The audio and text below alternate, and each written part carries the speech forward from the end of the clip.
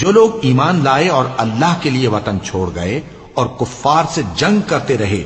وہی اللہ کی رحمت کے امیدوار ہیں، اور اللہ بخشنے والا ہے، رحمت کرنے والا ہے۔ اے پیغمبر، لوگ تم سے شراب اور جوئے کا حکم دریافت کرتے ہیں، کہہ دو کہ ان میں گناہ بڑے ہیں اور لوگوں کے لیے کچھ فائدے بھی ہیں، مگر ان کے گناہ فائدوں سے کہیں زیادہ ہیں، اور یہ بھی تم سے پوچھتے ہیں کہ اللہ کی راہ میں کون سا مال خرچ کریں، کہہ دو کہ جو ضرورت سے زیادہ ہو۔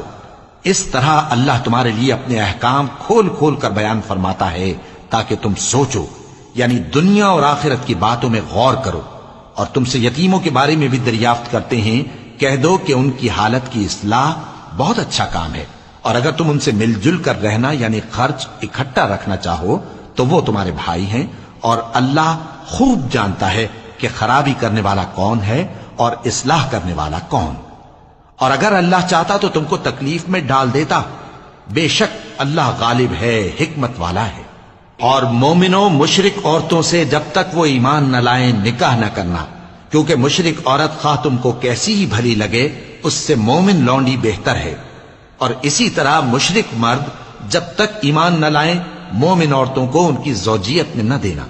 کیونکہ مشرک مرد سے خواہ وہ تم کو کیسا ہی بھلا لگے مومن غلام بہتر ہے۔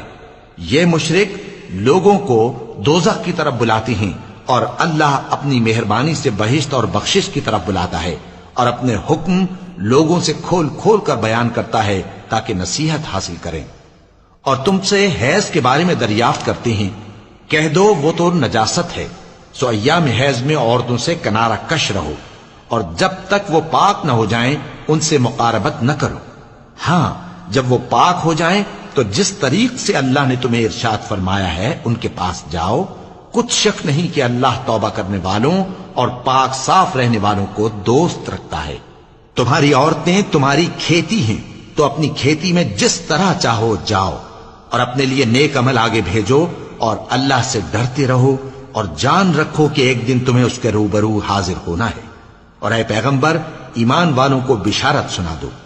اور اللہ کے نام کو اس بات کا ہیلہ نہ بنانا کہ اس کی قسمیں کھا کھا کر سلوک کرنے اور پرہیزگاری کرنے اور لوگوں میں صلح و سازگاری کرانے سے رک جاؤ، اور اللہ سب کچھ سنتا ہے، جانتا ہے۔ اللہ تمہاری لغو قسموں پر تم سے مواخذہ نہیں کرے گا، لیکن جو قسمیں تم قصد دلی سے کھاؤ گے ان پر مواخذہ کرے گا، اور اللہ بخشنے والا ہے، بردبار ہے۔ جو لوگ اپنی عورتوں کے پاس جانے کی قسم کھا لیں ان کو 4 مہینے تک انتظار کرنا چاہیے۔ اگر اس عرصے میں قسم سے رجوع کر لیں تو اللہ بخشنے والا ہے، مہربان ہے۔ اور اگر طلاق کا ارادہ کر لیں تو بھی اللہ سنتا ہے، جانتا ہے۔ اور طلاق والی عورتیں 3 حیض تک اپنے تئیں روکے رہیں، اور اگر وہ اللہ اور روز قیامت پر ایمان رکھتی ہیں تو ان کو جائز نہیں کہ اللہ نے جو کچھ ان کے شکم میں پیدا کیا ہے اس کو چھپائیں۔